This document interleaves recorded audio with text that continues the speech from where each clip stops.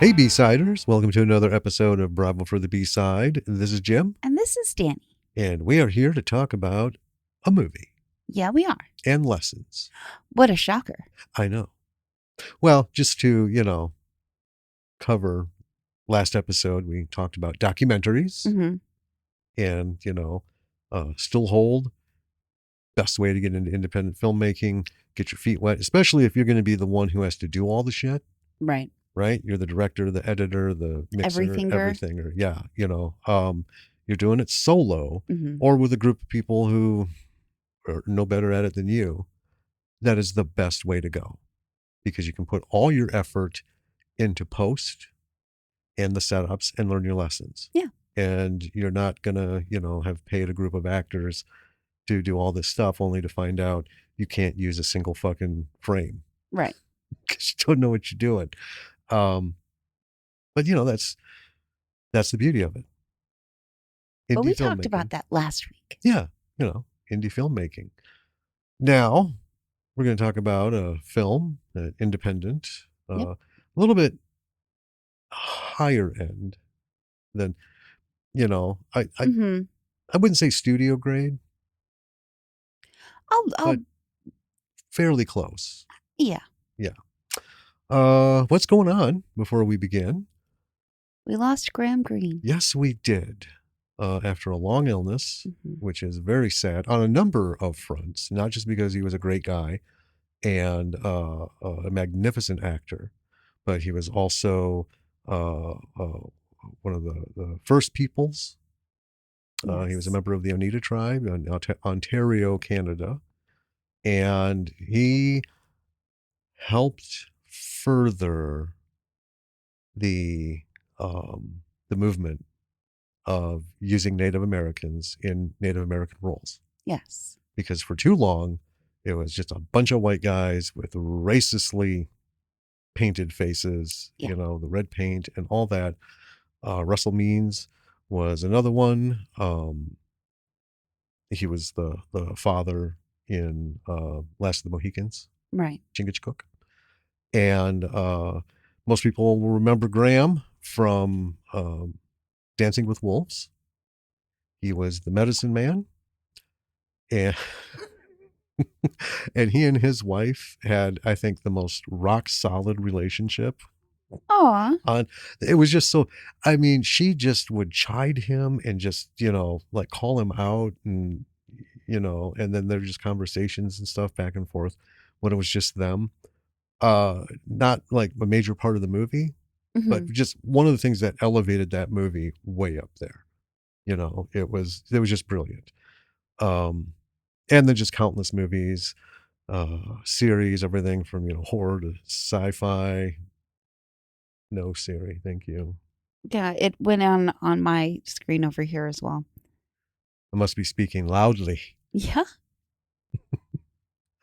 Anyway, another loss. Just, another one to put on the board and sad. They're all sad. Well, yeah, of course they are. Haven't really, beyond that, seen a lot of what's going on out there. We've been kind of busy. We have been kind of busy. Kind of our own stuff. We did go out for our anniversary and birthdays. Yeah, so I think we mentioned this before. August is a terrible, terrible month in terms of your birthday is on the 1st. Mine's on the 30th. Yeah, we bookend it. Yeah. And then we have our getting together anniversary. Not even our first date, because that comes later. That was like the 17th of August. I don't know the date of our first date. I have it written down, but there's so many numbers. But anyway, so we have the 6th is our thing. We have the 7th, our wedding anniversary. And then your brother's birthday, one of your brothers, and then nephew, and then your friend. And there's just a lot. There is a lot, yeah. It's a lot going on. So we snowballed all this into one giant packed thing. Well, because it would be a little ridiculous to... It would be going out every weekend to do something big throughout the whole month. Yeah. And, we're Folks, we're just those kinds of people. That is fatiguing. We like to stay in. Yeah. We're not shut-ins, but, when you live out here in the quiet and, even in the city, it's kind of the same. We would get out and do stuff, go bike rides and stuff, but there's just nothing better than hanging at home, being with my family, Right. and doing whatever, even if we're just like vegetating on something on television or, playing video games or watching Lily play a video game or something, That's, Or even just doing quiet reflection. yeah, I mean, and we do, our own things, but we just like, it means more to be near one another. Yeah. Than it does the thing that's being done. Yes. So going out just is like, oh, this is a labor. I know. We don't go to movies really anymore. No, we watch them at home. Yeah, that experience is just diminished so much over the years. Yeah. That the last few times we went, it just wasn't enjoyable, and I can't justify $100 movie night to take the three of us out to put up with all that bullshit. Right. But we had a lovely evening out, just the two of us. We did. It was our first date night in well over 5 years. Ages. We should do more of those. You think? Yeah, we had a wonderful dinner. And then we did some gambling. We did gambling, yes. Yeah. We did not win. No, I mean, we won a little, lose a little, but we had a set amount we went with. Yeah. And that was it. And we left with a little bit of that left. Yes. But it was fun. It was. It was fun. I mean, we were, 4 hours? Yeah, it was quite a long time. And I don't get the slots these days. Some of these things went on for fucking ever. And it's like, you win $1, you win $2, you win $12, you lose $3. I'm like, I don't even know what's going on, man. I was like, I just want to see the pretty graphics that come up when something happens. That's kind of it. That's what I was looking for in the games. Not so much the chance of winning or what was the giant jackpot, but what would be cool to look at. Yeah. Because I have no idea how any of this fucking works, know. And if you're going to sit and pull the old arm and ching, ching, ching, one roll, one line, right? Boring. Well, I mean, if that's what you want to do to like vegetate, but when you're like with somebody and everything, it's got, and it's if it's digital, especially, it should be like magical. It should. If it was the old fashioned, mechanical stuff, well then, yeah, I'd be all right with that. Yeah. But we don't go gambling a lot. No. Or ever. Well, it was way longer than that. Way longer than 5 years since. Yeah. Yeah. Anyhow, so it was fun. It was. Let's see, getting the girl set up for school. Yes. As most people have been doing. By the time this comes out, they'll all be out doing their thing. Yep. Yep. Back to school. Yeah. Getting her some stuff for a new setup. And yeah. Well, it's lovely because, I mean, not to go too deep into our lives, but she's enrolled in an online academy. Right? And she has not yet had, well, she did have a desk at one point, but it wasn't like a whole big setup. It was like, do your homework here. But now she's going to be spending a lot of time at a desk. And we kind of know what that's like. Yeah, we do. So she is very excited to get her workstation set up. Well, her plan was to sit at the kitchen table with her laptop. Yeah. And I had to step up, being the dad and tech man that I am. No, let me explain to you how this is important. Right. Number one, it's always nice to have a little space, even if it's in your room, but a space solely dedicated to that task, school and study. The problem with doing it at the kitchen table, you got to haul all your shit back and forth daily, right? Get it out of the way so we can, set the table up and have dinner. Yeah. And have people over and whatnot. So you don't have a place to keep your stuff. Right. You don't have a permanent place for your phone. You're literally traveling through the house with a backpack. You're transient in your own house. Yes. Yeah. And you just don't have that work mode feel. Right. So we talked about it. we were fostering. Well, I don't know what you call it, fostering. So we brought those 3 kittens in from the outside. Yeah, we homed 2 of them. The one litter that was 2 weeks older than the other. Yeah. And we rehomed 2 of them. We have one languishing little hellion that just won't go. Nobody wants it. There's so many kittens. I mean, we're on a waiting list. Because when we still for the had Humane Society. when we still had 2. Yeah, they put us on a waiting list. We're still waiting. Yeah. To be able to bring a cat in. Yeah. So anyway, we decided, since she's spending all her time during the day with the big cats, and they get along famously. Oh, they get along perfectly. Yeah. Duke plays with her like he did with Phoebe when they were little. Yeah. He's very gentle. He gets it. He's very big brother. He is. Biscuit just loves playing. And Phoebe loves playing with her too. She does. In her weird fucking way. Yeah. And I think their playing involves a lot of chasing and running. Yeah. And I think Chunks is really into that. Yeah. Yeah. Well, she's really into all of it. But anyway, we decided to move the big cage out of Lily's room. And that is now her desk space. She's got a temporary desk.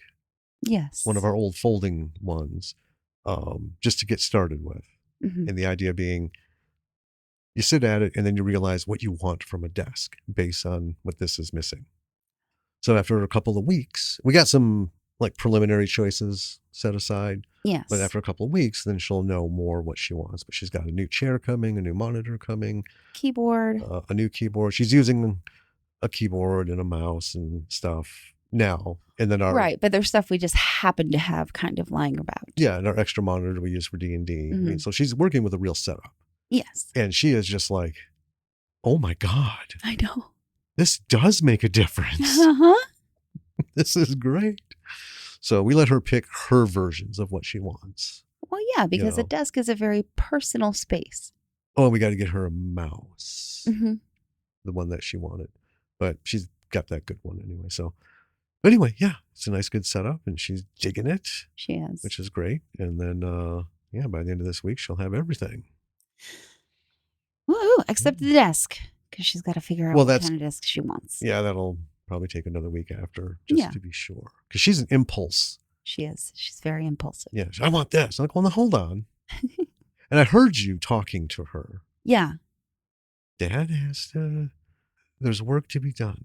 Yeah. I said, you land on a thing and you want this thing immediately. Dad needs to go through all the options. Like, you both do things differently.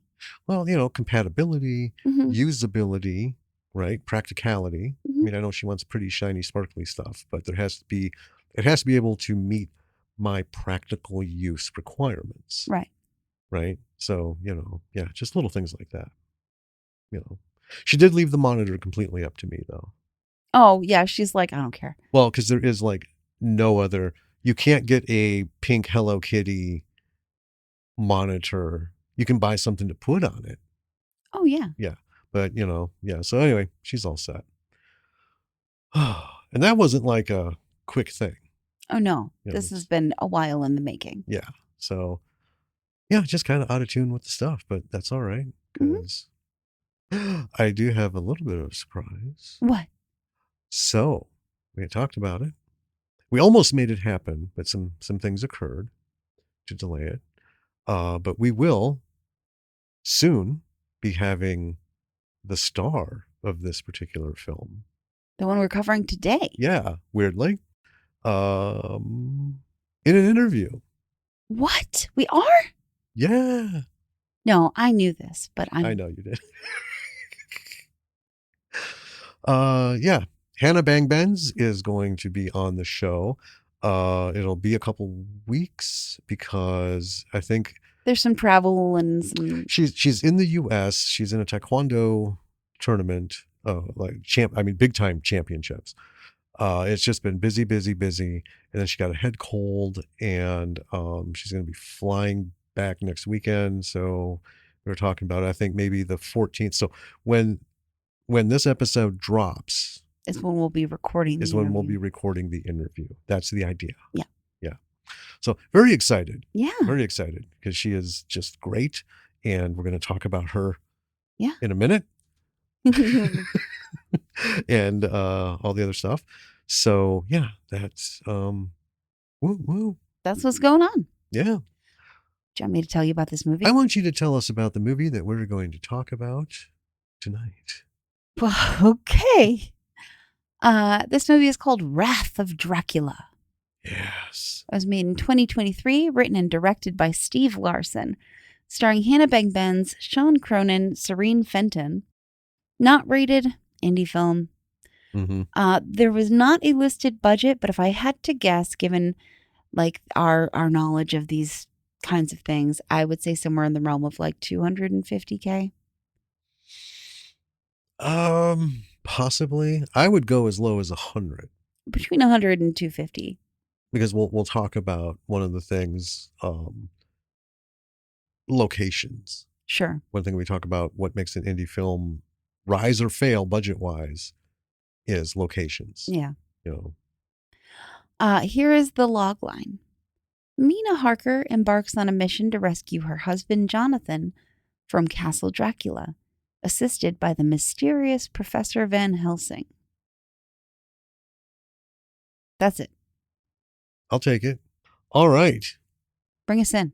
So, we open with a man who is writing a letter to Mina, because he calls her by name in his head. And he's saying that since his arrival in Transylvania, nothing has been as expected. He's a prisoner of Count Dracula. Explains how everything's locked, the doors, the windows, all this. And as he's writing, we hear voices calling to him. And he continues that he's sending purchase records of the real estate deal that he was there for, along with the letter. We learn his name is Jonathan. And then suddenly a hand reaches from off screen behind him and just pulls him back. And then we have the opening credits. So then when we come back, there's another woman who's writing to someone named Lucy. And I'm thinking, well, this must be Mina. She's speaking of Jonathan and how she has not yet received anything from him since he left for Transylvania. And then there's a late visitor at her door. And it's a man who's bringing Mina the package that Jonathan had sent. Apparently it was sent to the law firm. He secreted the letter to Mina inside the package. Inside the package. That was sent to the law firm. Yeah. So of course they opened it, and one of the guys there opened it, and this guy read it. And I think he's the head of the firm. Something. Anyway.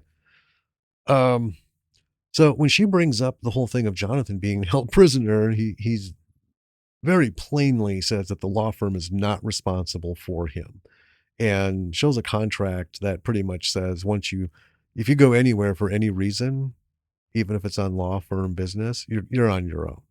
Right. They're not obligated to do anything for you.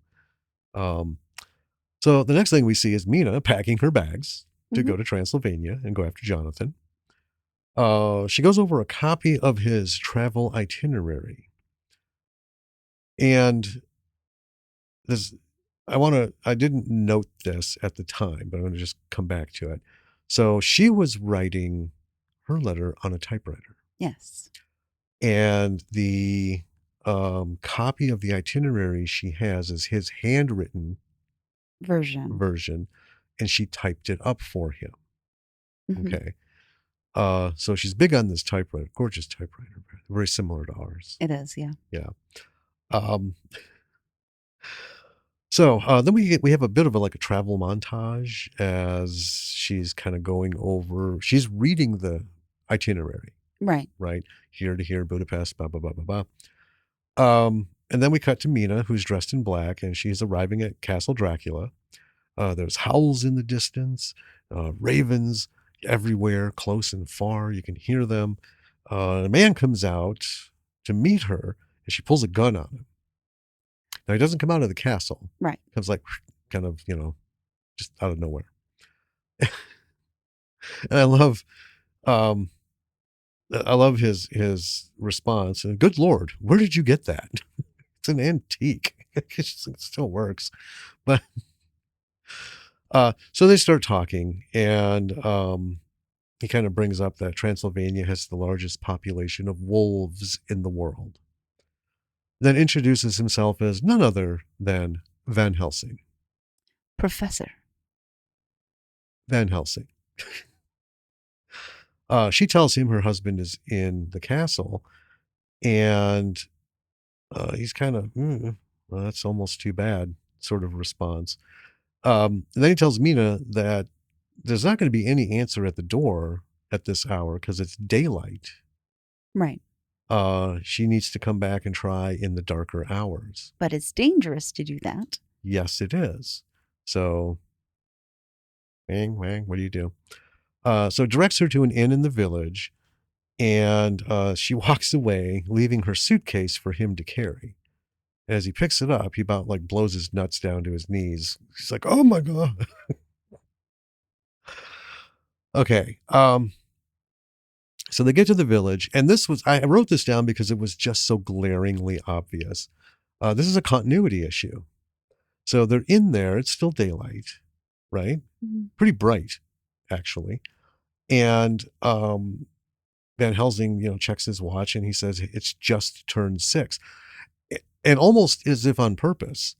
The next cut is the village clock tower that is at 9:50. Yeah. Right? Clearly 9:50 in the morning, because that shot is bright as shit. Mm-hmm. Right?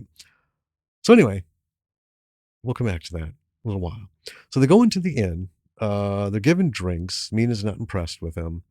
They talk about him having unfinished business at the castle.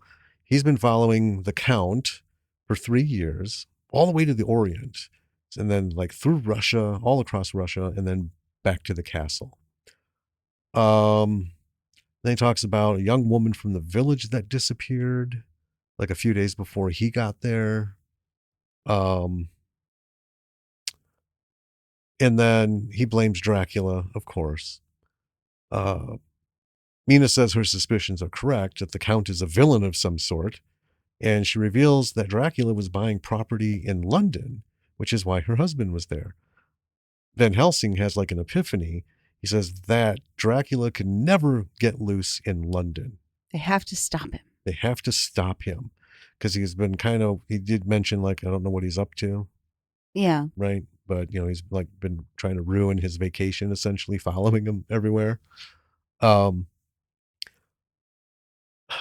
Now, the people in the inn are looking at them very strangely, quietly from the back, like, what the fuck? Yeah. So Van Helsing's like, we should go to your room to talk. And then we cut to the young woman who vanished. She's locked in a room, and there's footsteps.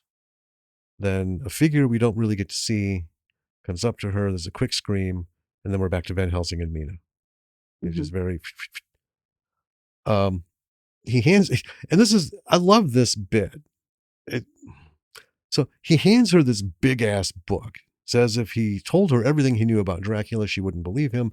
So he directs her to chapter 7 in the book. And she's like, what is this? And he says, it's Latin. She says, I don't speak Latin. And then he's like, well. Yeah. She's like, what do they teach you in school? Anyway. So he has to go over all of this anyway. Yeah. So real quickly, the book is 100 years old. It speaks of 69 different types of demons. And then he starts telling her about the lamia. This long story short, I'm not going to get into that. And tells Mina that Dracula is older than the book. And Dracula fell in love with a lamia at some point. The lamia bit him, drank his blood, and just before he died, he drank the blood from the lamia. Now he's an undead, a vampire. And that's the origin. So in the castle, the village girl, who now looks like one of Dracula's brides, is asking Jonathan about Mina, saying that he talks about her in his sleep. And then the 3 women in the castle, they've got fangs and they're attacking him. And then we cut back to Van Helsing and Mina. He's giving her his journal of chasing Dracula. And she points out like a doodle of a werewolf that's in it. Yeah. And she's like, "What's that?" And he's like, "Oh, well, I passed through this village, blah, blah, blah, blah, blah." People turning into wolves. People, yeah. And Mina, having, kind of skimmed through this, she's like, "Well, I've got to go get my husband. There isn't any time to spare. This guy's bad news." So Van Helsing tells her that she can't go to the castle in the night. She won't come back alive. He tells her she needs to go home and just leave this business to a man, essentially. There it is. So she storms out. I just want to, I didn't write it down, but I remember this. Mm-hmm. A professional man. Yeah. Yeah. So back at the castle, John is laying in bed with the wives, and Dracula comes in. It's just his eyes a little bit. Yeah. And he's scolding the wives who aren't supposed to be feeding on Jonathan. Right. Jonathan's Dracula's. They're not supposed to touch him. They're naughty, naughty girls. And then we cut back to Van Helsing, who is now writing in his journal about his meeting with Mina and learning about Jonathan. Mm-hmm. He sees her coat that she left on his chair from when they were talking earlier, and then is returning it to her in her room. And he admits to her that he went through her coat and found her letter from Jonathan. Yes. So I'm like, okay, weird. But he says the 3 others mentioned in the letter are probably women. And she's like, what? And he says, oh, the Count keeps women by his side. Beautiful women, compelling them to serve him. They're his brides. And he's charming, and he hypnotizes women and gives them his blood to make them serve him.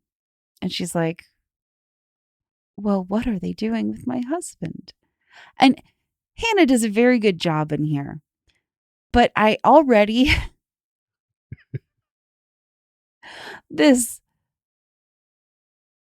dialogue just feels like it really stretches the realm of naivety, believability.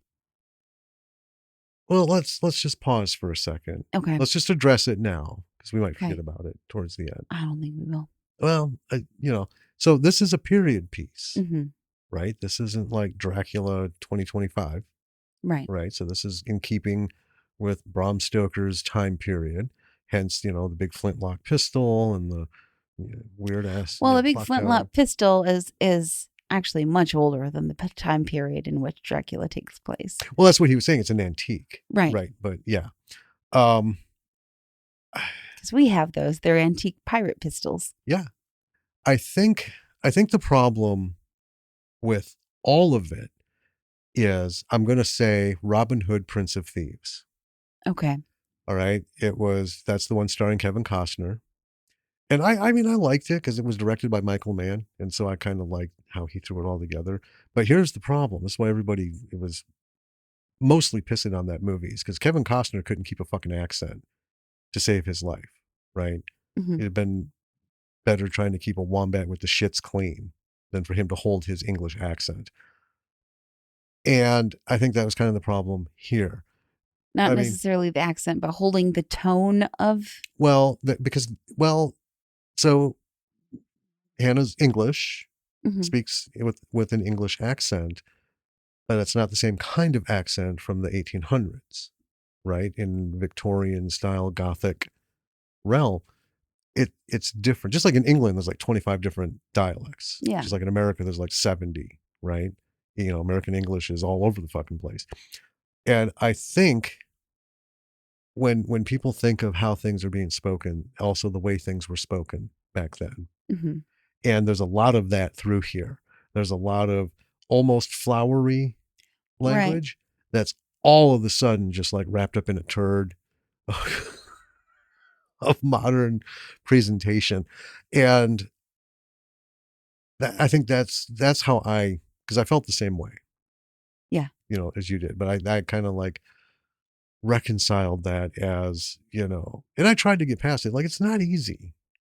It's not easy if you don't know the era and you don't know the tone of the books or how the books are written, Hmm. right? From the, how Dracula was written. Um, in that kind of language, and you bring it forward, you got to be like 100%, 110% into that. Every word on that, every word written in that script has to be from that era. You have to think it, you have to visualize it, and shit, you have to even think how to shoot it in that language. And I think that's where the disconnect came, and seemed really weirdly. She did seem like super naive, because Yeah. I tried making notes like you did, and I finally gave up.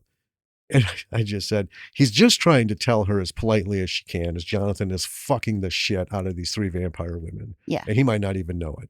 Right. So Van Helsing tells her that he hasn't had much luck catching Dracula. Mm-hmm. And it's like almost as he's talking about, the wives and stuff, he's like, but actually, you might have better luck being a woman. Yeah. So he is asking her for her help, basically to be bait, Mm-hmm. so that he can get in the castle and they can go kill Dracula. Yeah.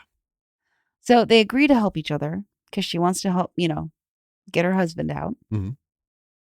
So he says that he's going to prepare her, teach her about vampires and how to kill them. Right. There is no time frame set upon this training. I want that to be clear. We have no idea how long they plan to prepare before they go to Castle Dracula. Correct. Or whether her husband is still alive or will be still alive by the time they're done preparing. Mm-hmm. So tomorrow they're going to begin her training. So she pulls out her typewriter to journal. And Van Helsing, she pulls it out of her big, heavy suitcase. And he's just aghast that she brought it with her. And in fairness, those typewriters are real heavy. Yeah, they are. They're ludicrously heavy. I mean, and they're not meant for traveling. No, they're solid steel. Yeah. Yeah, this isn't like lightweight titanium, modern day replicas. I mean, at one point, they might have even been cast iron. Who knows? Yeah. So in the morning, Mina and Van Helsing meet outside. He hands her a Chinese book that is apparently full of exercises that give the people of the Orient a superhuman ability. And she's like, I don't read Chinese. And he says there's pictures. Yeah. Follow the pictures. So she does. Mm-hmm. So he tells her these ancient techniques will prepare her to face Dracula. So the next thing is we see her dressed in men's clothes to practice the exercises. Because she gets frustrated with her dresses. And this is probably already, I wrote this is probably the longest, what feels like an intro to a movie ever. Because at this point, I'm like, when is the movie going to really start? When is the story going to really start? Yeah. Because thus far, nothing really has happened. We're almost 40 minutes in. Just about, yeah. At this point. Yeah. Yeah. Anyway, so then they kind of a little montage of them training, learning how to kill vampires. He gives her a wooden stake, a hammer, a crucifix, a mirror, and tells her what they're all for. Mm-hmm. We all know what they're all for, so I didn't go into that. She does this kind of funny, cheeky thing where she checks to see if Van Helsing has a reflection. Mm-hmm. And he's like, what the fuck? And she's like, yeah, just checking. Just funning you. And she complains about how heavy the hammer is. Yeah. And he says that he gave her something in her room to practice her arm and wrist strength so she can wield the hammer. And it's one of those, I can't remember what they are called. They have a name, but they're practice dummies. Yeah, I always call them what did I call it? Fighting posts. So it's got the, various, pieces of wood sticking out that you hit with, to block and to move and to learn your forms. And then it's got the punch pads, and Yeah. then for the pain, for the palm, and then for the knife chops and stuff, with your hands. I can't remember the name either. But yeah, apparently she's got the upper body strength of a Keebler elf. Right. Because that hammer, I mean, it looked like someone trying to lift, Mjolnir It did. off the ground. So then there's a little bit more of a montage of them writing and training and yada yada. And the actors are doing a good job here. But unfortunately, this film is so slow. I am dying with how slow it is. Just to be clear, we're hitting all the beats. We are. We didn't skip scenes. We're like blowing through, like the whole fighting montage thing was, or her training thing. We don't need to go through that whole thing. No. Because that was long. And Van Helsing talks for literally solid minutes at a time, like 5 to 10 minutes of just him yapping. Yeah. And not all of it. Almost none of it's important. I was going to say beneficial, but okay. Important too. Almost none of it's important. Yeah. So he has made 4 silver bullets for her antique pistol, 1 for Dracula and 1 for each of the brides. Yeah, out of the end of his cane. Yeah. The capper. So their plan is to get in the castle with a clever ruse. And he tells her to just play along while they're in the castle until they can find Dracula's resting place. So on their way out of the inn, they're going to go to the castle. Again, we don't know how long they've been training. No, we do not. Because it wasn't like 3 or 4 days. Right. Because I'm not going to believe that the character of Mina became a martial artist superstar in 72 hours. Right. So this had to have gone on for a bit. Yeah. For sure. But anyway, keep going. So on their way out, the innkeeper stops them and shows them a picture of a girl, his daughter, who's the one who okay, now hold on. The timeline is very confusing. It is. So the village girl that they were talking about that went missing is his daughter. Yes. Maria. Yes. Who, the innkeeper says, delivered glass bottles to the castle 4 years ago. Right. And Van Helsing said that there was a story, and it's 3 days ago. Right. Right? So have they been training for 4 years? Yeah, I don't know. Because that seems like, I don't think Dracula would have fucked about for 4 whole years to go move to London. Right. Right. So he asked them to bring Maria back if they find her. And Mina says that they'll do what they can. Yeah. Now, another pause. We're going to just we don't have to go through the whole thing without speaking about stuff. But I do want to mention this, and maybe we'll swing back to it. So again, the writing suffers. That's no longer a surprise that it's not a spoiler anymore. And one of the things that suffered was I was under the impression he was going to send her to the fucking castle on some sort of ruse, right? And let Dracula try and, work his smarmy magic and shit on her, and she would get information from him. I had no idea that both of them were going to fucking go. And it's like, what's the point? If a man shows up at Dracula's castle with or without a woman, Dracula's not really into anything at that point. Right. Right? It's like, I don't need the fucking problems. Right? Because clearly he can pick these ladies up on the fucking forest road willy-nilly with like 0 effort. Yeah. Right? So why would you, I don't know. Just like, whatever. So, but anyway, well, he knows who the fuck you are. You've been chasing him for years. Right. And you're going to show up with this lady and pretend to not be you? Right. How is she going to get anything done? Yeah, his plan isn't for someone who's as smart as he claims to be. His plan is not very good. Well, actually, let me just address that. He has Professor Brain. And what Professor Brain is, I have worked with some of the most brilliant professors in the university system. And they are very fucking good at what they do. I mean, like, beyond, Sheldon Cooper, Big Bang Theory. But in like every other aspect of life, oh my fucking God. It's like, how did you get to work today? So this is accurate then. I mean, it is kind of accurate because somebody can be brilliant at what they do. And, that's why I worked very closely with most of them because technology evaded almost all of them. Yeah. To like massive degrees. Yeah. But others, a troubling degree. Yeah, others were just like stymied by like an accordion folder. I won't even get into it, but that's the truth. All anyway, right. So I gave it a slight pass. Sure. I still don't see why they didn't go separately or send her, but anyway. I don't know. Yeah. So they get to the castle. They're led in by one of the brides. It's Maria. Mm-hmm. The clever ruse is that, like you said, Van Helsing takes a fake name and says that Mina's his niece. Yeah, their carriage broke down just down the road. That's it. That's the ruse. And it's storming out. Yeah. Yeah. So, Maria shows Mina to a room and tells her Van Helsing's going to be in another room. Mm-hmm.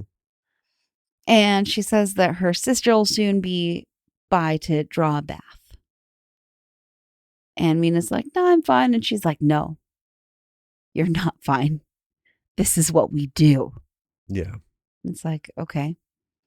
That was like a little uncomfortable. So, oh yeah. And then they're going to bathe her. Yeah.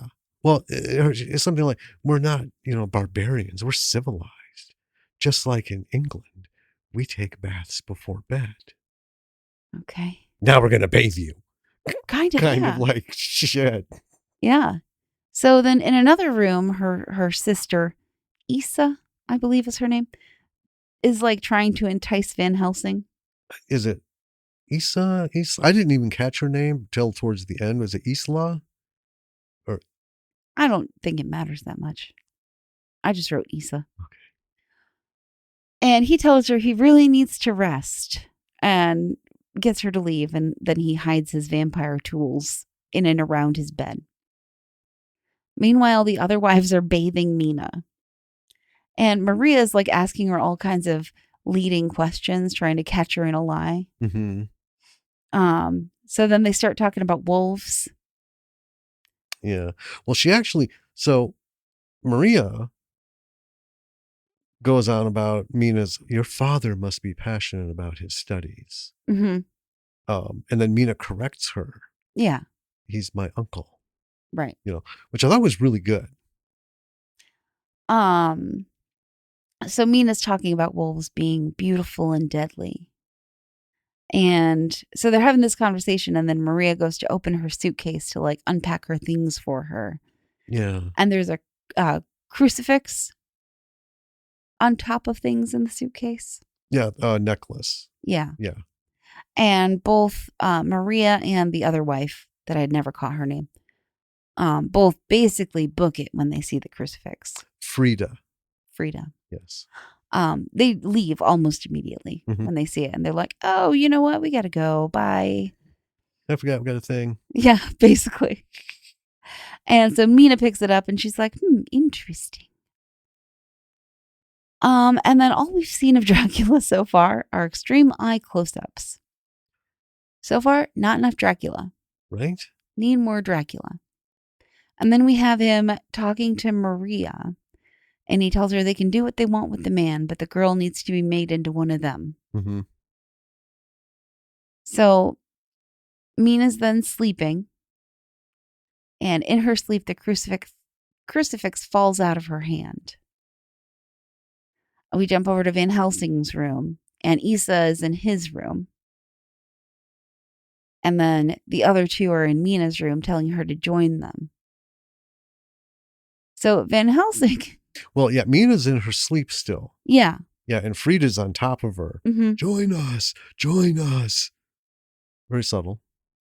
I feel like they could have approached it a little bit differently. Oh, I think they could have approached it a whole lot differently. Yeah.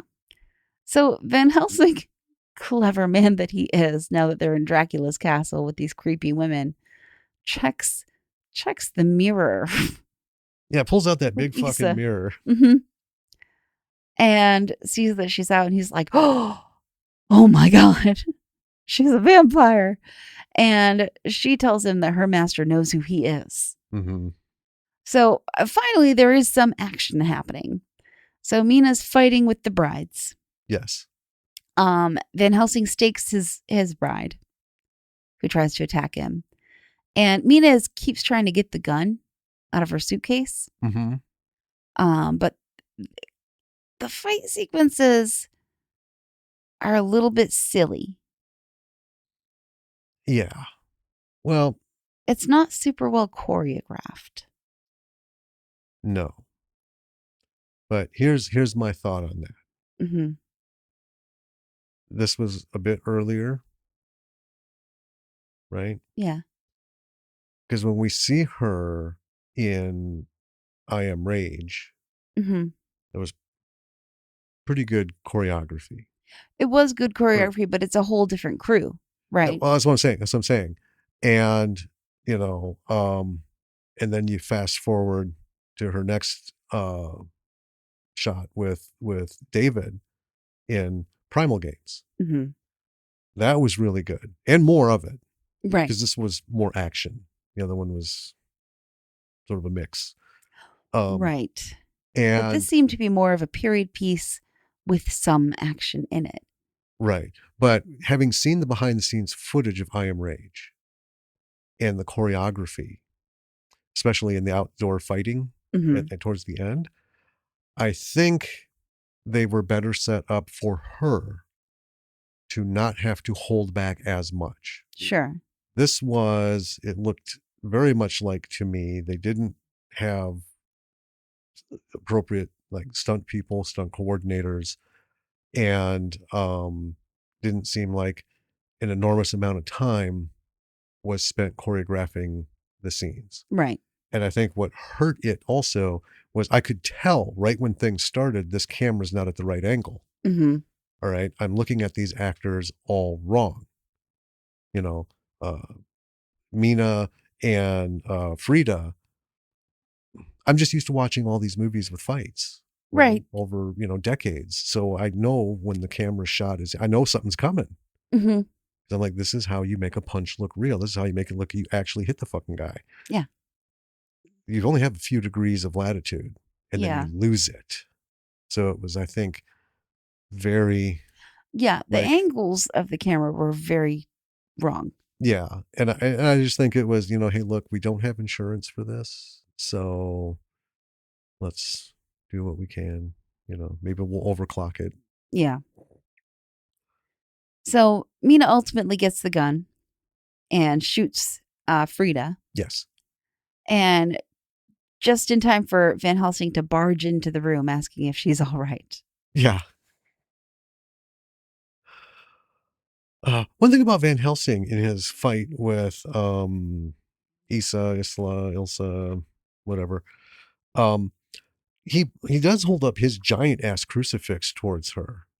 Right. And she just grabs him by the fucking wrist. Yeah. And basically like twists it almost to breaking it and makes him drop it.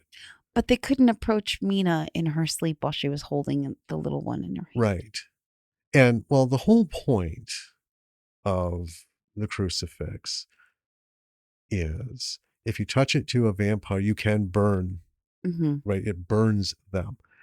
And it's just like in for folks who play D&D, it's just like radiant damage. The closer you get to a crucifix as a vampire, the more powerful it becomes. It actually, without it touching you, if you get within like an inch of it, it causes damage. So the fact that she was just like, fuck that thing. Right. I'm like, what was the whole point? Yeah. But anyway. Yeah. So. Crucifix mysteries. After the fight, Mina finds Jonathan's typewritten itinerary that she wrote up for him in the desk that she hit Frida's head on. Yeah, she smashed the drawer. That was awesome. So now she knows for sure that Jonathan was there. And then suddenly they're in a crypt that has a coffin in it. Yeah. Then they're ready to like stake Dracula. Uh-huh. So Mina gets the gun ready, and inside this coffin is Jonathan, who is still alive. Van Helsing is shocked. Yeah, I mean, and he does look like he has been around the block a few times. He does, He's yeah. very pale, Mm-hmm. got shit all over him, bruises, and just, yeah, he's looking. So he wakes up and turns to Mina, and the room is full of bottles of blood. And so Van Helsing says that he must have been draining Jonathan to prepare for his journey Yeah, to London. sustenance. Yeah. Yeah. And he admits that he never expected to find Jonathan alive, so he never really planned on how to get him out of there. So he was like, but I am going to go kill Dracula. Goodbye. I mean, yeah. He basically told her flat out, you found him, good luck. I got to Yeah. go kill this guy. And she was pissed. Yeah. And you get it. But I also, I got the fact that he has a larger thing Yeah. going on. Right. Yeah. So, yeah, So she gives him a talking to. Yeah. And he ultimately agrees to help her get Jonathan back to the inn. Right. Now, just at my last sentence, I wrote exactly that. And then I just put, I would have finished with Dracula first. And but then but go hey, back. because we've got two of the wives down. Right. Right? Who the fuck knows where Maria is? But 2 vampires is still way better than 4. Yeah. Right? And you're here, they're on the defense. Now you're gonna like fuck off to the inn. For how long? Right? I mean, clearly this dude has never, for all his worldly travels, had never come across a copy of The Art of War. I know. The whole premise of it is to be respectful and try to hold some dignity. You never pursue a retreating army and for various reasons. But really it all boils down to is just end this shit. Right? A protracted war is senseless. And in a kind of situation like this, you're like right there. Yeah, I actually read The Art of War this year. I don't know if that's in my book count, but it is like, it's not even necessarily about honorability in warfare. It's just how to win. Well, that's right. But that's the whole thing of, you don't, it's to get you to stay on this side of being honorable. And I don't mean like, spare lives and stuff, because he's pretty quick about the whole no quarter thing. That's, it's all these little things. The enemy that you just let go will come back. I mean, the whole point of war is to win it, but you never chase after a retreating army because that's going to lead you into shit. Well, yeah, it's going to cost you resources. You don't know what you're getting into. It is a gamble that is not going to pay off. Exactly. But anyway, they're in there. They had a hard enough time getting in. Mm-hmm. They're in the fucking castle. They got all their shit. Like I said, 2 down, 2 to go. Mm-hmm. One of them being the captain, right? Yeah. And no, Jonathan's not getting any worse just sitting there. Leave him there for a moment. Yeah, clearly he's not in danger of dying. Right? Anyway. So we're back at the inn, and Jonathan is being given drugs by the good doctor. Then they leave him to rest. Mina thanks Van Helsing and for getting Jonathan out, and then he thanks her for making him see reason, not let his obsession cloud who he is. Mm-hmm. Right? And then he talks about having a wife. She's not dead, but she's no longer the woman he married. I just wrote, because they stopped right there. Yeah. Then they're drinking downstairs. And this is funny. So the old man, the guy who came up and said, hey, can you find my daughter? This is a long scene, by the way. And he's just sitting back there. Yes, yeah. Right? Like, I can't be bothered to ask about my fucking daughter, even though they're back from the castle. That people don't come back from. And yeah. So, and nobody says anything to him about her. No. So anyway, Mina asks why Van Helsing is pursuing the Count. He says it's obvious. Dracula is evil and needs to be destroyed. Basically, he can't continue a normal life knowing that this monster exists. No one else believes him, so who else would do it if he didn't? And then he starts talking about his wife. So at some point, this is what I got from it. She was drained. They had witnessed terrible horrors in the pursuit of Dracula. She basically lost her fucking mind, having seen all the horror and getting drained nearly to death. And basically, she just went insane. Yeah. Yeah, she's just a mess. So she's alive, but she's not her. So he leaves, Van Helsing. Then the innkeeper comes over and asks Mina about his daughter. And she says, Maria is alive. And he's like, then there is hope. You know. And she's like, yeah, sure. Yeah. Well, she very artfully left out the bit where, well, I'm going to go back there and drive a big fucking piece of wood, you know. She actually doesn't tell him that she's alive. She said, I spoke with her. Yeah. Well, anyway, by omission of fact, Mm-hmm. kind of, anyway. And then later, Jonathan is waking up. He's improving. He and Mina talk a bit, and then she tells him to get some rest. And then Van Helsing goes to Mina's room to study because they got Jonathan in his room. Right. He's like, I don't know, study. I mean, like he's crunching for a quiz. So anyway, he sees her typewriter and then reads what she had written, her journal page she left in the. I don't know if he's genius or insane or mad. Yeah. And he's like, oh, gets all a little, He's like, hey. Yeah, indignant. And then she comes in, and she's worried about Dracula coming. And then he reminds her about Dracula not being able to cross the threshold of a property without invitation. Right. Whole lot going on there. Mm-hmm. Right. But anyway. So then we cut over to Dracula yelling at Maria for not killing Van Helsing and for letting Jonathan get out. And then Maria says, well, but Mina's Jonathan's wife, and explains. Later, Maria's voice is calling to the innkeeper. Dad, let me Papa. Papa. And Van Helsing is with Jonathan. Mina is sleeping. Outside the window, there's a red light, whispery growls, and some smoke. Then Van Helsing decides to go downstairs. The innkeeper and his wife are dead. So they let in their daughter, clearly.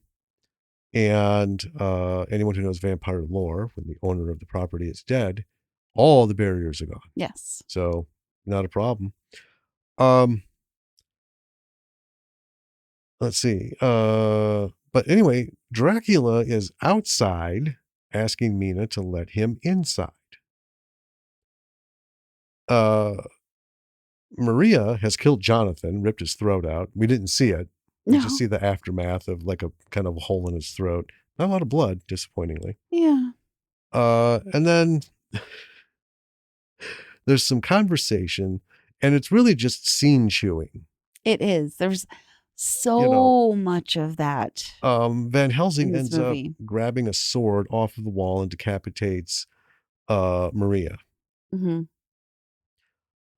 Then runs to Mina's room. She's gone. And then we're back at the castle. Mina is sitting at a table unconscious. She starts to wake up as Dracula takes a seat. There's more talking. And then Van Helsing arrives at the castle. Dracula pours Mina a glass of red liquid. Guess what it is? Van Helsing is trying to break in. Dracula tells Mina to share the blood, share the power, become his bride. Van Helsing storms in with the gun, shoots, doesn't hit Dracula, but does shoot the glass that he's holding. Then throws Mina the hammer, but Dracula catches it. Well, first he tosses the stake to Mina. Oh, yeah. And she catches the stake. Yeah. And then Dracula intercepts the hammer. So Mina stakes him and then uses all the martial arts from the book to drive that stake through him. By punching the stake into him. Yep. From behind. Yeah. Yeah. Which is fair. Just got to be through the heart. Doesn't have to be from the front. But I'm sorry. And then she pulls back the curtain from the daylight. window. And Dracula is blasted with light. There's a little bit of like grumbling, Uh-huh. like And just a lot of overexposure. yeah, and maybe a little steam, Ah, and then he's dead. So he didn't burn up, and my note is the effects must have been too expensive. thought the effect would be a little more than just bright light. Yeah, and we'll talk about effects and importance and budgets. But anyway, Van Helsing tells Mina that Jonathan is dead. And then we get another shot of the village clock. It's the same exact fucking one Mhm. from before. Because it's the same exact time, it's the same exact angle, the leaves move in the same way. Because I note this shit. And I thought, that's lazy. Yeah. That's a $50 film budget move. That was not cool. Right? Yeah. Anyway. So um Mina's standing at Jonathan's coffin in a church. Then she's at her typewriter. She starts to write to Lucy, saying that the letter's for her eyes because she had intended to share it with Jonathan, but he's dead. Um, she doesn't want to return to London. She dreads it, and she's inclined to never return at all. Then so all of a sudden Van Helsing comes in. There's a lot of talking until we get to a painfully get to. She ends up going with him to check out the werewolves. Yeah. Done. End. That was it. So let's talk about this movie. Not enough Wrath. Not enough Dracula. Correct on both points. Yeah. Well, let's start with the positives. Okay. Acting, good, Yeah. solid. The failings in performance came strictly from dialogue Right. because I mean, I don't care how good you are. It was poorly written. Yeah. When the dialogue is terrible, you just can't engage the audience for extended periods of time for a long monologue. Oh my gosh. And Van Helsing had several. Many. Yeah. So many long monologues. It almost felt like this movie was originally intended to be something else. Kind of did. And then there were like a lot of rewrites or something done very quickly, maybe. Well, I mean, here's to adhere to whatever maybe the distributor wanted. I don't know. Well, here's the number one trapping. I know we're supposed to be doing positive, but you brought it up. Sorry. Well, we'll get to the others. The trappings of independent film. Now, we are friends with a number of independent film makers. Yes. That means they have written as well as directed their stuff. And sometimes starred in. And they are all very good at it. Like Cliff and Marty are really good at dialogue. Mm-hmm. Oh man, I don't know of too many examples where, I mean, we're not that good. Right. They really nail the dialogue. They do. I mean, they're not particularly adventurous about things like camera angles and stuff. They're about making the movie, right? Making it appropriately. You know, in Revenge of Zoe, they had that whole desert scene, right? You know, but that's what it called for. They didn't like incorporate that in other areas just to, kind of do it. And we've seen a lot of things like that happen. Yeah. But my big thing is a lot of people who are good at directing films aren't at all good at writing. And, Ryan Kruger is good at both. So fucking good that, I'm going to bring it up again. Fried Berry was 3 notebook pages, not even a script, just 3 notebook pages of just shit that he thought Scribbles. of. Yeah.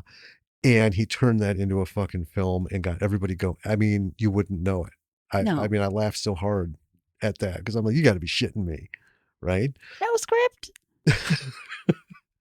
But, we look at Hilton and Zombie with a Shotgun and his little short 666 right that we watched. It just This gentleman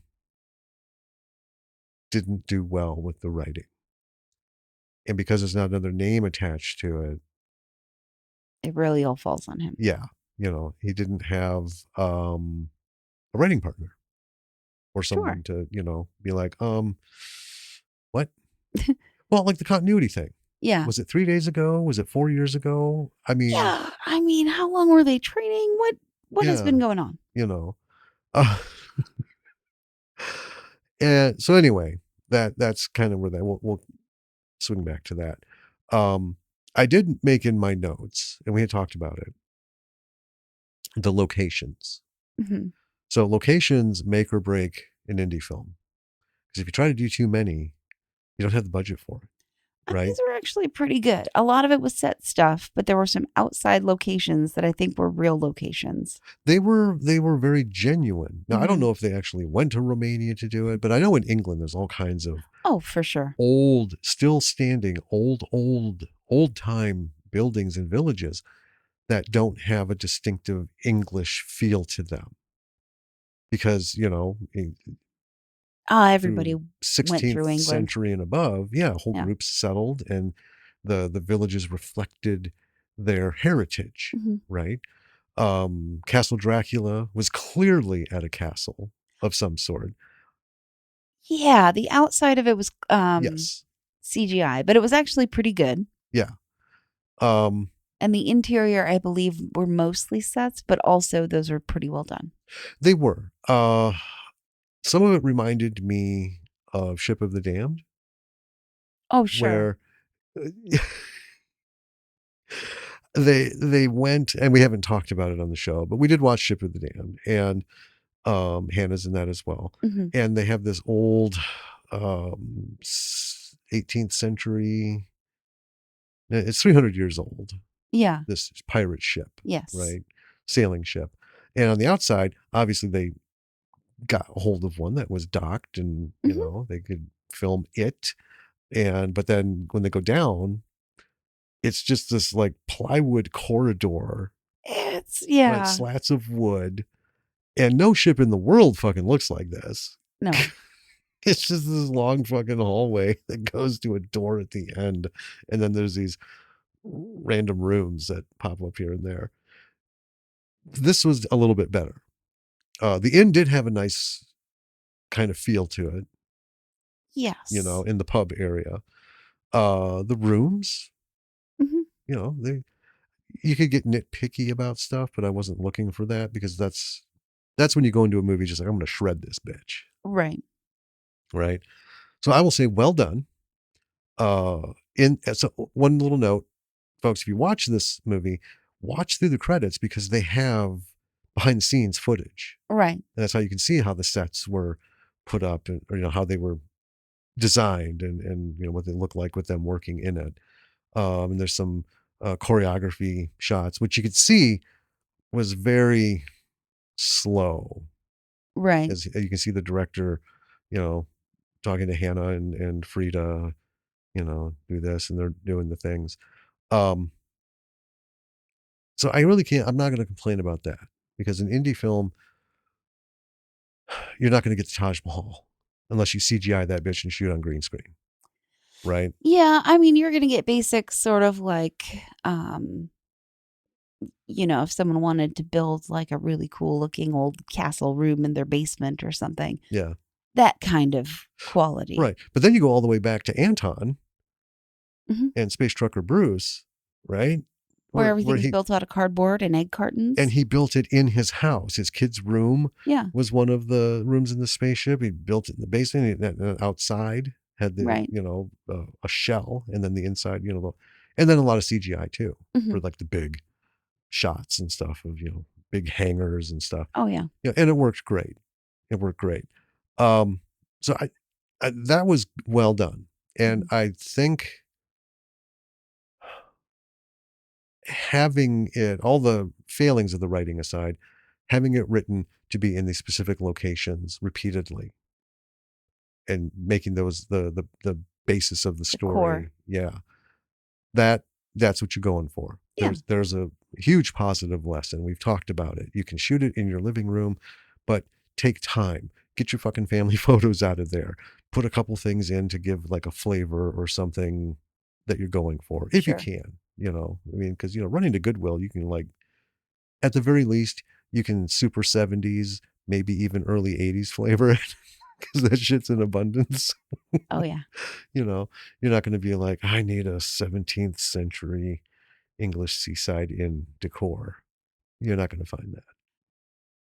So locations are important, and you work with what you got. And if you can find somebody who can build a set and you've got a budget for it, go for it. Like I said, these were well done. They weren't wobbly. They weren't like Ed Wood style Right. cardboard with the whole like windows painted onto the cardboard. Fabulous. Yeah. And painted curtains. So it was way better than that. But I do want to talk about the Wrath and the Dracula. Sure. This movie was called Wrath of Dracula. Yeah. And Dracula was kind of a bitch. I mean, so for the first 90% of the film, we just have his eyes. Yep. And the same shot of the eyes, too, right? You know what's weird? It is the same shot of the eyes, just looking intense. Yeah. But when they pulled the actor Dracula for like full person, I didn't think it was Dracula because he doesn't even look like this. It doesn't look like the same eyes. I know. It doesn't even look like the same person. Is it the same person? I have no idea. I don't know that it is. But let me say this. I did write in my notes and then I erased it and wrote over it. When Maria was sitting at the table, I wrote some guy, some jabroni. I did. I wrote some bald jabroni strolling up to her in a trench coat. And then I'm like, oh, fuck, that's Dracula. Because to this point, I thought the same thing. I was like, who's this guy? Because to this point, we haven't seen his head. Right. I had no idea he was bald. No. And he didn't. Dracula's supposed to be a gorgeous man with a full head of hair. Well, here's the thing. I could take a bald Dracula. That's fine. But Sure. first of all, you got to find somebody who can do bald. We've talked about it. There are Mhm. only certain actors out there with just like, who are like, you know what? Could be bald, could have a big frizzy perm thing going. Doesn't matter. They can pull it all off. Looking at you, Billy Zane. Billy Zane is actually one of the examples of, big, thick fucking head of hair and whoosh, shiny bald. Yeah. Both of those are just like, bam, sorry, but the dude's just good looking. Yeah. Done. Right. But the thing about Dracula is he's supposed to be sultry. Right. Right. Not sexy. Because that's a whole different thing. That's looking at, like boy toys and stuff. Right. Okay. Sultry in the fact that he is a handsome individual. Like magnetic. Yeah, but his charisma is in his features. Mm-hmm. And then from within him it's not, everyone's like, oh, Dracula seduces. No, I like the word sultry. He just emanates that. Yeah. And even in his like basic level conversations, right? Very articulate, very proper and prim and precise. But like Gary Oldman did a fantastic fucking job with that. Because Gary Oldman can pull off any kind of dialogue. I don't know if he can pull off the bald thing, but for dialogue, he's really good at it. And his version of Dracula was just, you could see where, it's like, oh, that's how he gets his fucking fingers into you and, manipulates you. Spook. Kind of thing. Yeah. So anyway, not nearly enough Dracula. And certainly nothing to make me think of him as dangerous, either A, as a manipulative source, or B, as the vampire. Right. Right? Dracula fell pretty flat. When you put your Dracula on the screen and you have two people thinking, who's this bald jabroni? You missed the mark. I'm sorry. Yeah. Yeah. Like, that's Dracula. Okay. Dracula comes in angry at Maria. Yeah. And not enough wrath. Well, without Dracula, what kind of wrath are you going to get? Right. I mean, what was your interpretation of Wrath of Dracula? Because I told you mine, and I'll say it in a minute. So I was thinking there was going to be a lot of blood. Mm-hmm. Right? Yeah. A lot of like throats ripped out. Maybe like him laying waste to a village or something. Yeah. He's angry. Wrath. Yeah. You got to be pissed off. Yeah. Right? Something has to trip your trigger mm-hmm. and send you into just fucking bonkers mode. Well, and even there was a prime moment in the film where they could have really gone like, now here's where the wrath comes in, which is when Maria failed at keeping Van Helsing and Mina in the castle mm-hmm. and failed at doing what he told her to do with them. And he's basically like, bad Maria. Was he even that stern? And she's like, but wait, I know who Mina is, and my daddy's the innkeeper. And he's like, well, okay then. That's not wrath. No. And you just actually kind of like summed up the entire personality of Dracula. Well, okay then. Yeah. Even in the end battle, I wasn't worried for Mina. No. Or I was more worried about Van Helsing fighting, Isa, whatever, the only one who tried to be flirtatious with him. Right. She showed him all kinds of shoulder. Well, part of her shoulder. All kinds of part of a shoulder. Yeah. That's fair. I was expecting this to be like 15 minutes of getting into it and then something just like fucking pops his top. And the rest of the film is, like you said, him just going fucking fanatical. Yeah. On the villages and tormenting. And that's the other thing about Dracula. Title's a misnomer. Well, we've talked about this a little bit in the past and a lot between just us.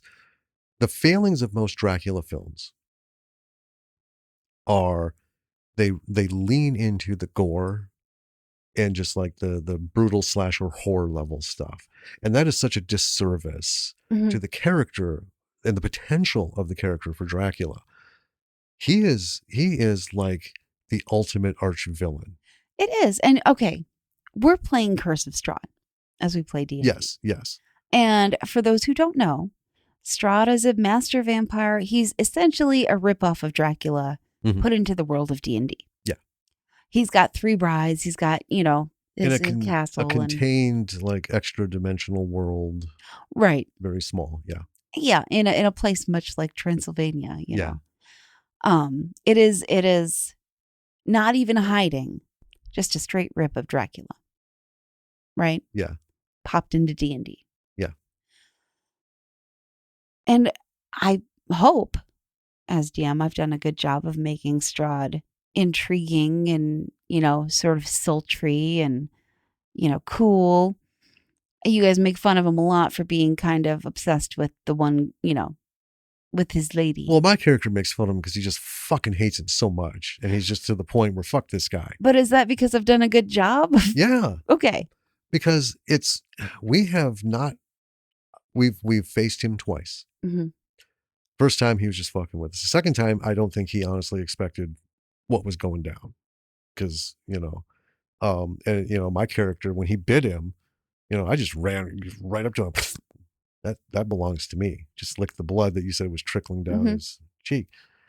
I don't think he was expecting that. We also spanked him, I think, harder than he thought because he turned into mist and left.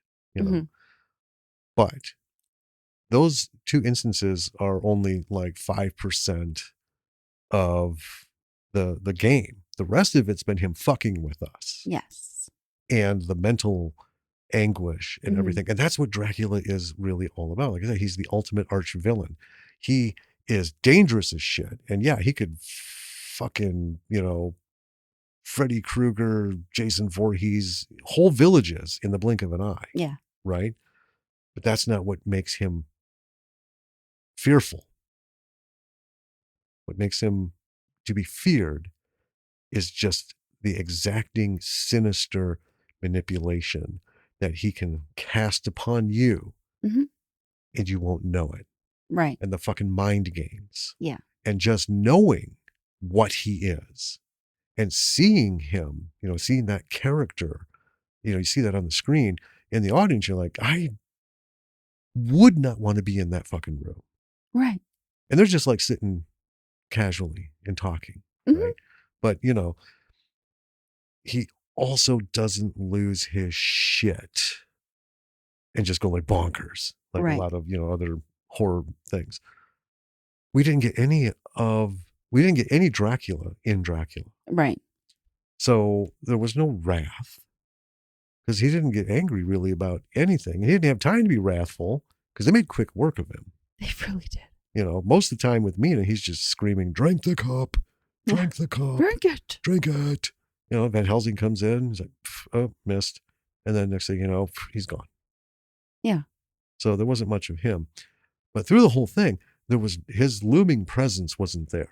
No. Right? Again, the Bram Stoker's Dracula, film, they did a really good job bringing that piece back. There's a lot of other Dracula movies that have missed the mark. This isn't the only one. Oh, no. Right? But a lot of them did bring in that. It's thriller level stuff, like on the edge of your seat, like this fucking guy. What's next? Yeah. Right? What's next?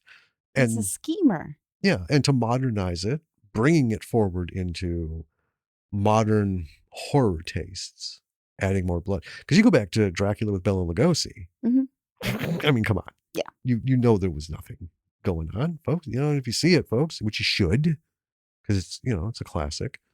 It's just, him being a creepy bitch. Yeah. Basically. And, he's just kind of hinting at, fuck with me and you'll find out. We did not get any of that love. No. None. It was unfortunate. So I don't know what the wrath was. Honestly, it was really, I love Dracula stuff. It was really Wrath of Van Helsing. I mean, really, it was more Wrath of Mina. To be fair, yeah, but Van Helsing just had the most dialogue. He talked the most. Incessantly. But he did the least. Besides Dracula. Yeah. Well, he barged in on Mina. All these women carried the film, really. That's a fact. Yeah. Yeah, Maria was scarier than Dracula. Except for the innkeeper's wife. I don't think that was his wife. I think it was just someone who worked at the inn. I think it was his wife. Because they were dead there together. Because she was the one, it was implied heavily that she was like a spy for Dracula. Oh. Well, I don't know. She could have been. What's the husband? Van Helsing literally looked at her and he was like, and some people might be spies for Dracula. That's why we should go talk privately. Questionable alliances. Yeah. Yeah. Anyway, on the effects, the lack of blood, right?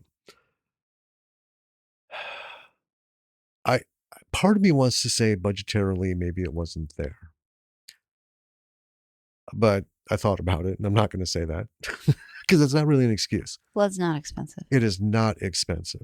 Shit, we spent... It doesn't even need to look good. You can just pour a gallon of like $2 blood. Yeah. So I spent on Lily's Zombie Dorothy Halloween makeup less than $120. Yeah.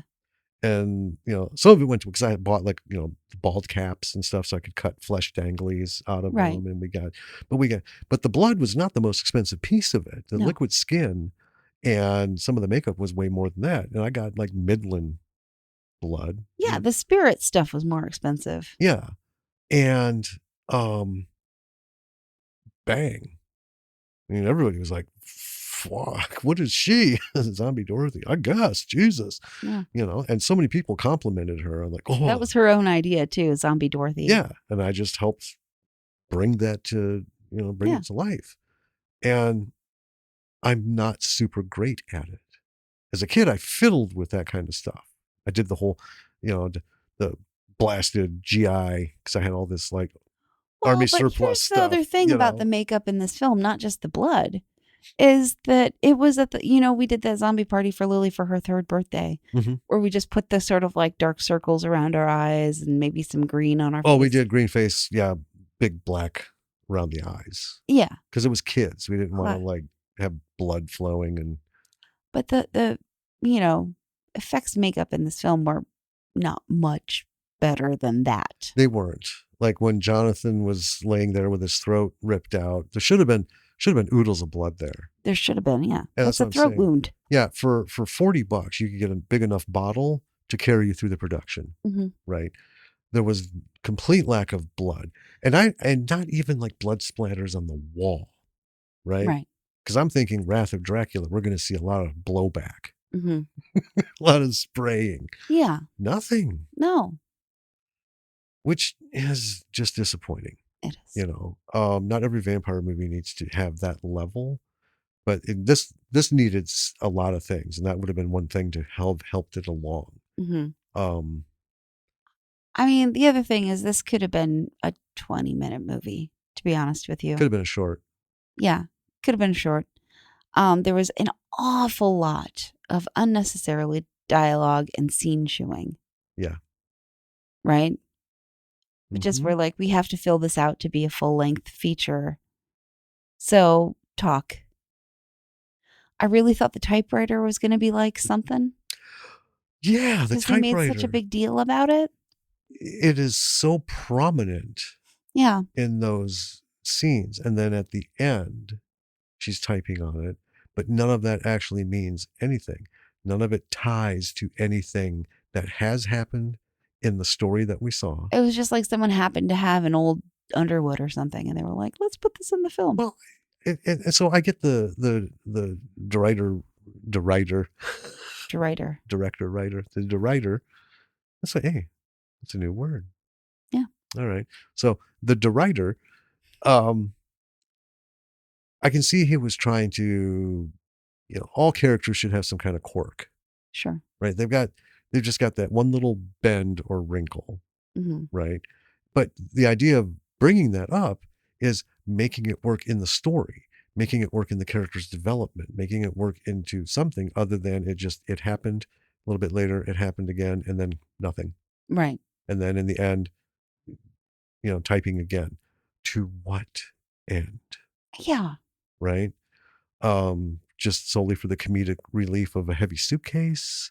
So he could see her journal page and get indignant for exactly 6 seconds and then forget that it ever happened. Or just to be like Mina's a progressive person. I don't know. Like a tech forward person. I suppose. To what end? I mean, in the book, she's a train nerd. That would have been better. Could have done something with that. They did. Could have worked it. Well, I mean, in here. Oh, yeah. Yeah, that's what I'm saying. So yeah, I don't know what the typewriter. I mean, it was cool to see. Yeah. Applause for that. Sure. Because we love that. We have one of those old fuckers up there. And I love looking at it every fucking day. It's beautiful. Yeah. I wouldn't write a story around it though, like Dracula. Right? Van Helsing had so many holes in his way of doing things that it was literally like watching this through a big slotted strainer. Yeah. Like held up to him and just, whatever falls through. Like again, like why this man is so smart. And we talked about Professor Brain, right? And that's, right. I get that. But even still, even the simplest of people have to realize, well, I've been chasing this guy and up in his shit for 3 years. He's going to notice me at the fucking door. I need you to get close to him. Then why would you even go?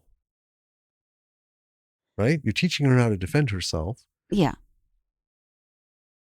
Dracula's not going to open up to a woman who's hanging with a dude. Right? Right. Especially a dude. He's like, that's the motherfucker who has been up my shit for 3 years. Mm-hmm. Chased me out of here. did me, this and that. And he's just going to be like, I like the woman, so I'll just ignore him. That's not how it works. I know. But specifically, we didn't see enough of Dracula. He wasn't around enough to even notice anybody. He never saw Van Helsing till the end. Right. When he kicked in the door. And Van Helsing, when he kicked through, I bet he's thinking, who's this bald motherfucker? Who's this jabroni? And where's Dracula? Yeah, the depiction of Dracula is one of two things. One, like I said, the classic, he's just so sinister. He's suave and debonair and prim and proper. He doesn't give you any excuse to think him rude or untoward towards anything. Or he is just in it, like that one series, the Dracula series that we watched. I really enjoyed that where series. He was covered in blood like all the time. He was constantly. And I called him the Skyrim vampire. Yeah. Because in Skyrim, the vampires are so fucking piggish. They are. And there's blood and rotting shit everywhere. I'm like, Dracula would lose his fucking mind. He'd be like, pick that shit up. What is wrong with you? Yeah. You don't live in squalor like this. Food everywhere. But that Dracula was vicious as shit. Oh, yeah. He was very charismatic, very mild-mannered. But when he fed, oh my God, did he feed. He was a messy boy. He climbed in there to get the blood, and he was constantly getting new clothes. That's his demon, That's it. And it worked. Mm-hmm. It worked. This was just like, you can't have a Dracula movie without Dracula. Yeah. And this is like your dinosaur... Dinosaur... Was it Dinosaur Planet? I think it's Dinosaur Planet. But yeah, that's, not enough dinosaurs. You just turned it off. I did. Yeah, there wasn't enough dinosaurs. Planet Raptor. That's right. Raptor Planet. Raptor Planet. Something. Yeah. Not enough. Yeah, but there just wasn't enough of them. Not enough dinosaurs. Yeah. Such a shame. Yeah. But anyway. Let's see. The music, very basic. Yeah. It didn't move me or bring me in. And that's usually It was fine. Usually I don't bring it up, because it's like 50-50. You can afford it or you can't, or you're lucky enough to know somebody or you don't, who can pull off some really nice music. It was fine. That fucking clock tower shot, reusing that's like 1920s silent film nonsense, right? And the reason...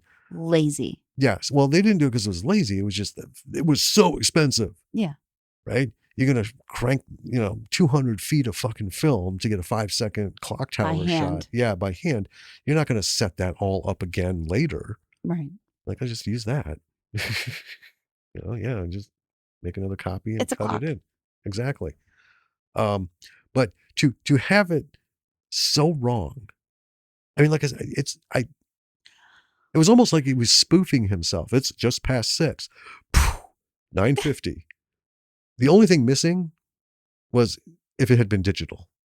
Right. It might have even been slightly less ridiculous.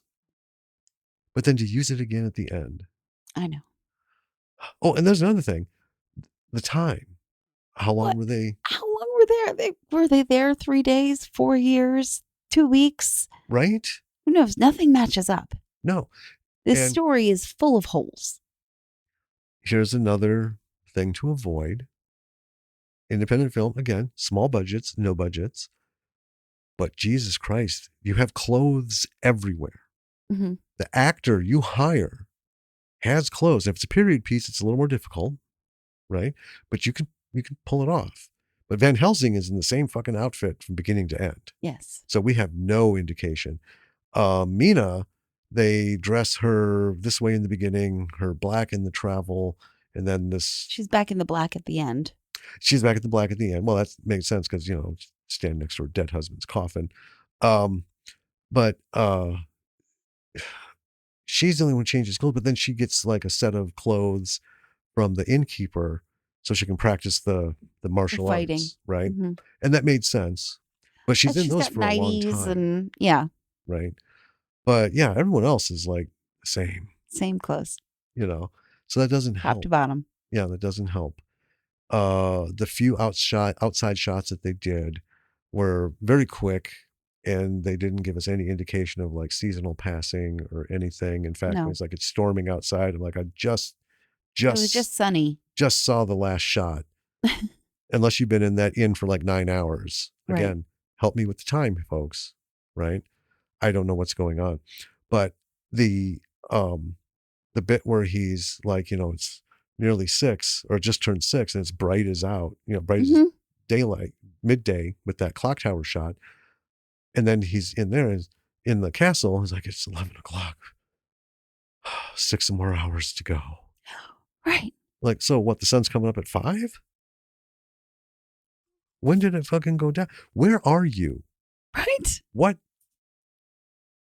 What is that? what And here's the thing. fucking We don't need it spelled out for us. We don't need an exact itinerary of what time it is every single time someone's doing something. right? We don't need that. What we do need is for it to not be so awfully inconsistent And ambiguous. and ambiguous that it pulls us out and makes Right. us go, wait, but wait, what? This falls into the 3 tenets of storytelling, right? Passage of time is an important piece of storytelling. Mhm. If you can't say it, show it. And in film, show it, don't say it Mm-hmm. as much as you can. And that is not fucking hard. That No. is not hard.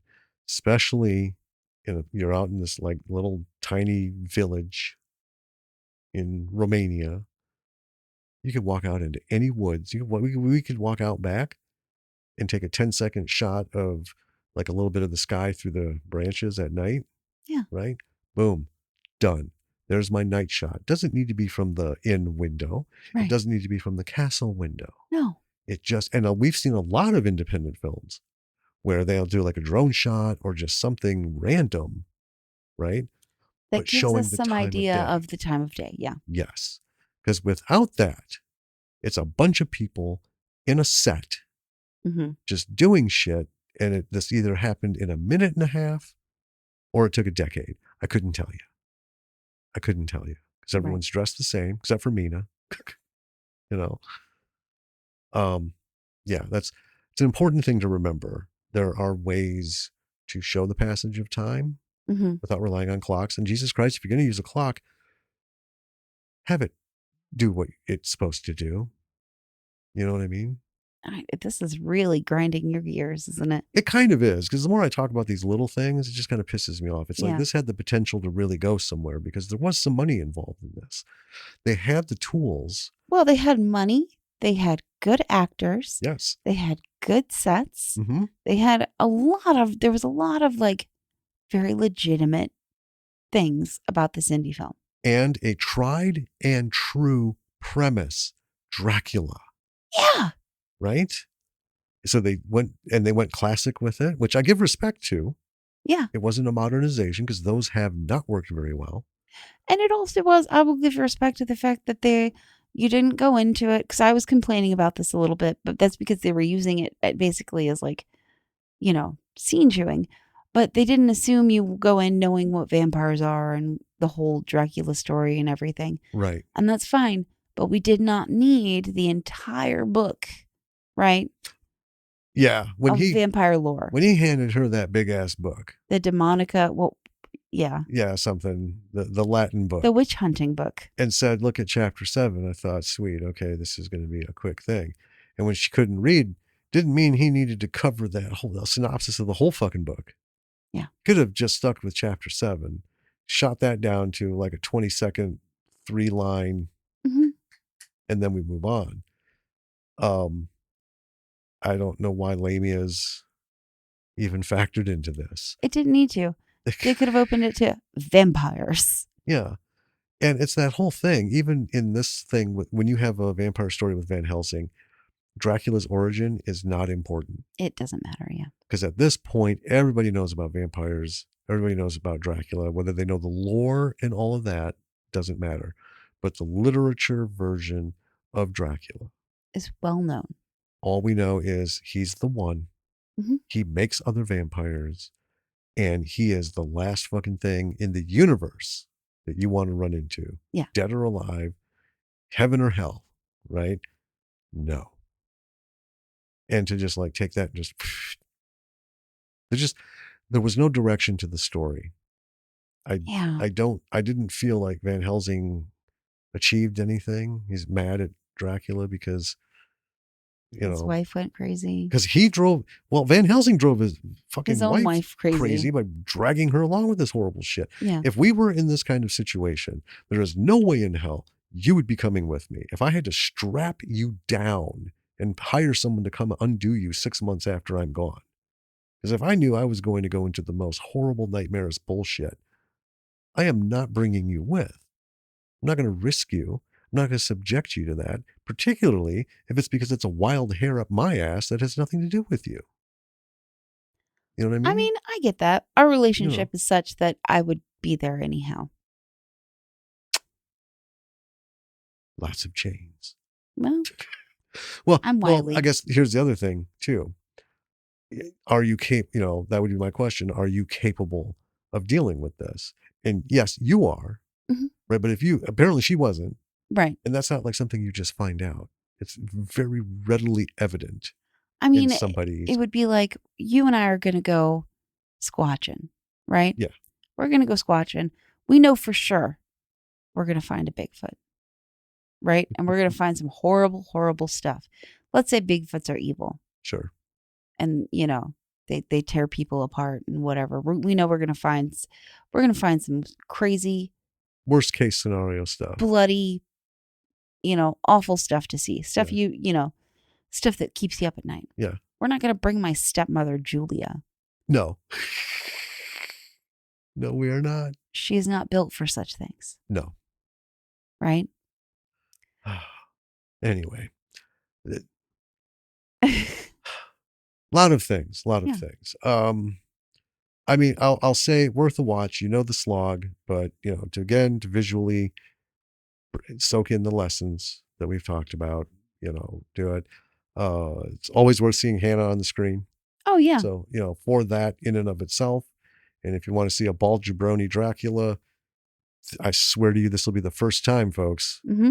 Don't miss that. Who's this jabroni? You can even fast forward to the end if you want, just to soak that bit in. Yeah, just so you know, because Dracula's not in 99% of the movie. Yeah. I think that about covers it. I think it does. Yeah. I think at this point we talk about our website. lordsofmisruleproductions.com. Yep. Go there, find stuff, our episodes, our links to Patreons and projects and stuff. Please, we've got it all. Yeah, please hit the Patreon, join up, become a patron. Would be greatly appreciated. Yeah, help us keep this podcast running. Yeah. I was going to say something and I forgot, but I'll say this instead. Mm-hmm. As you're listening and doing all the stuff and checking out our YouTube channels, like, subscribe, comment, rate, review, the whole thing. Yeah. Right? Because, that only helps. Also, pay attention to the people that we mentioned. Pay attention to the people that are in our episode titles, especially the interviews and stuff. We have some channels linked on our YouTube channels. Check those people out too, because they're wonderful filmmakers and creatives, and show them some love as well. Yeah. Yeah. And if you are involved in independent filmmaking or B movies and you want to talk to us, reach out. Yeah, because we can put you on just like we're going to put Hannah on, and we did David. And you can email us, info@lordsofmisruleproductions.com. It's that simple. We'll get back to you. We really will. Yeah, we do. We don't have a team that monitors the emails and ignores everyone that emails us. We literally look at all of them. Like 90% of this operation is me. It is. So all of the faults, folks, direct to me. When I say we, I mean you, Jim. I let you know when there's emails. And I see them. You check, and I clean out info. I clean out the garbage ones that I see. Yeah, there's a lot of those. I don't know. Yeah. But anyway, so yeah, let's have some chats. Let's get you on the show. Let's talk about what you've done. Let's talk about the people you've worked with. Let's get them on the show and see more of their stuff. Yeah. That's how this works, because I'm just going to wrap up with this. I've said it before. Hollywood is dying. It may come back as something else. Mm-hmm. whatever it comes back as is going to be very indie film based, because indie film is kicking Hollywood's ass left, right, and center. In More, both quality yep, and quantity. yep, and more Hollywood people are going indie Mm-hmm. because they're just done. Because you know what, indie can do it better, and then most of the time they do. Yeah. So with that, We'll catch you in 2 weeks. yeah. We love you, B-siders.